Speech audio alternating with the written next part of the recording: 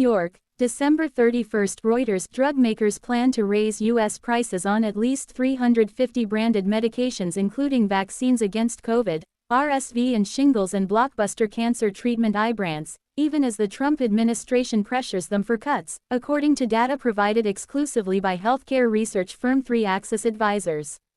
The number of price increases for 2026 is up from the same point last year, when drug makers unveiled plans for raises on more than 250 drugs. The median of this year's price hikes is around 4% in line with 2025. The increases do not reflect any rebates to pharmacy benefit managers and other discounts.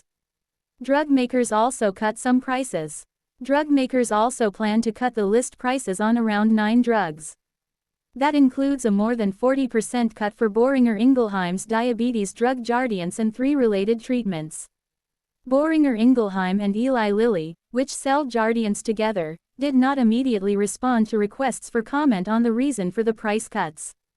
Jardiance is among the 10 drugs for which the U.S. government negotiated a lower price for the Medicare program for people aged 65 and older in 2026. Under those negotiations, Boehringer and Lilly slashed the Jardiance price by 2/3.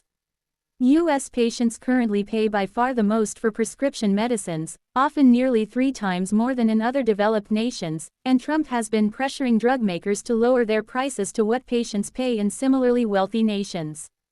The increases on 350 medicines come even as Trump has struck deals with 14 drug makers on prices of some of their medicines for the government's Medicaid program for low-income Americans and for cash payers. Pfizer, Sanofi, Boehringer Ingelheim, Novartis and GSK are among those companies and also plan to raise prices on some drugs on January 1.